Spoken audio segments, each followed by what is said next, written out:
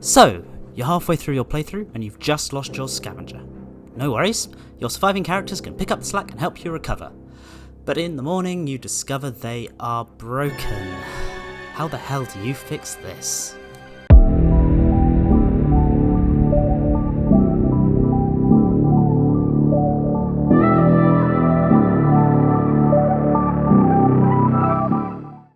Before we get started, I just want to say I'm getting ever closer to my current goal of 1,000 subscribers. If you find anything helpful today, please do subscribe and let me know what else you want to see me make a tutorial on. Now, today we are going to cover everything to do with morale. First we'll go through the effects of each level, and then we'll look at the ways to improve your character's morale, including an in-depth look on consoling. We'll then briefly touch on mood stability and rank the characters on by how much they are affected by these swings in mood. And finally, we'll go over all the events and actions that can cause your characters to lower their morale. If I've remembered, there will be timecodes here for each section so you can jump around to your heart's delight, but I will put them in the description anyway, so that makes it easier for you to access anyway. Now, without further ado, it's time to learn. There are 5 different visible levels of morale, ranging from content through to broken. These all come with different impacts to how the characters act or how you can use them in the game.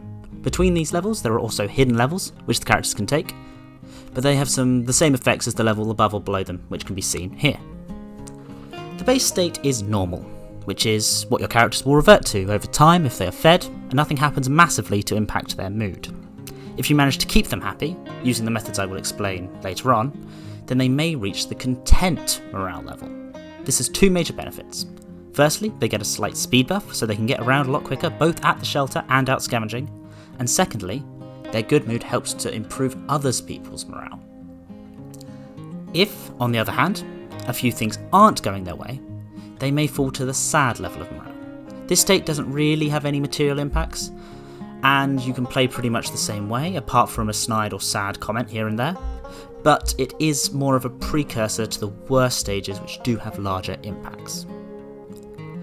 So those sad characters who don't get the TLC they need end up in the depressed level. This is the level which starts to impact how they actually play in the game.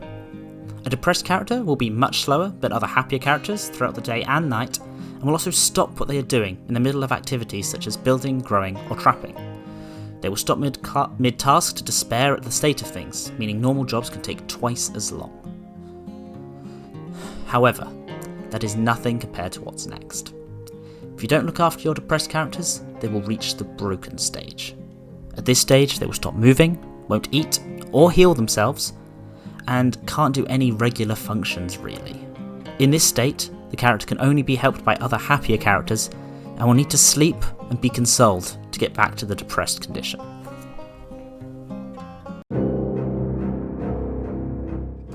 Now we come to the question that's in the title of this video. If my character is broken, how do I fix it? Well, the simple answer is to get another character to console them. Every character in the game can attempt to console a depressed or broken character, but not all of them are particularly good at it. In fact, there are 4 levels of consoling proficiency: low, medium, high, and very high, and each contains a few characters. If you try to console using somebody at a lower level, then you will almost certainly fail, whereas if you use a character in the very high level, you'll almost certainly succeed. Note, these chances aren't 0% and 100%, so it is possible for Roman to succeed in helping someone, or for Zlata to fail and just make things worse. You can only attempt consoling a character once per day, but as long as you feed them and let them sleep at night, preferably in a bed, you should get a few attempts and they may end up getting a mood boost from other external factors. So, what are these external factors that can improve morale? Well, besides consoling, there are a broad range of things that you can do to push up the morale of all your survivors. The first is simply having your characters well fed. Sad, depressed or broken characters who are well fed themselves or are surrounded by well fed people will have a better chance of moving up a level at the start of the next day. You can also use alcohol. Characters who are at the lower end of the mood spectrum are able to drink alcohol during the day, and if they are allowed to sleep at the end of that day, this can help them move up a mood boundary. Outside of consumables, having a well-stocked shelter with a good amount of furniture can help boost mood. This includes enough beds for everyone, a decent amount of chairs, an armchair, a guitar plus somebody who can actually play it, and entertainment in the form of books and radio. You can check your items to see a log which will show you what else you need. As I mentioned before, having characters in the content state will push up others' moods. This goes double for content or happy children, as they will also push up the moods of adults around. Your actions towards others can massively impact your character's moods and morale.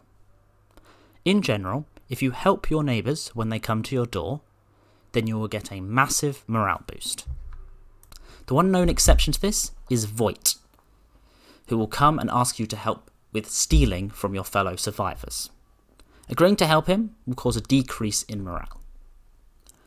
Finally, some locations that you can scavenge at contain people that you can help. For example, the sick man at the garage, the doctors at the hospital, or the woman being attacked at the supermarket.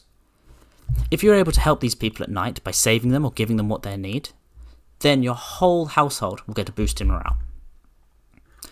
There are some rumours that stealing from bad people like bandits can push up your morale, but this isn't confirmed, and I wouldn't risk it, as stealing from the wrong people definitely pushes down your household's morale. At this stage, it is worth mentioning mood stability. While all the characters are affected by the same things in the same directions, the amount that they are affected differs. Some characters are less affected by stealing and murdering, for example, while other characters can drop a mood level by just one night of it. For more details on each character, please check out my video on all the abilities of all the characters, but for reference, here's the ranking of the characters by how much they are affected by positive and negative stimuli. Do note that Arika is an exception, where she is affected a lot more by positive impacts than she is by negative impacts. The simplest way to describe things which decrease morale is to split it into 3 sections. The first section is moral choices. This pretty much is just the opposite of everything that raises morale. For example, this includes not helping those in need, stealing from or killing others, or agreeing to help steal with Voight. The second section is suffering some kind of crisis state. This means either being starving, wounded, or sick. Any of these push down morale very, very quickly. The final section is witnessing traumatizing events. This is likely the cause for most drops in morale. This can include lots of raids where you fail to fight them off, a character dying or leaving the group, witnessing another character in crisis state, or children not being cared for correctly. These are the events that can cause sudden, large shifts in morale, so be careful if one of these happens to you, and try to counteract them as soon as possible. So, overall, we have the 5 possible morale levels in the game, which are broken, depressed, sad, normal, and content, and each of these has their own impacts on gameplay and how the characters act around the house and at night.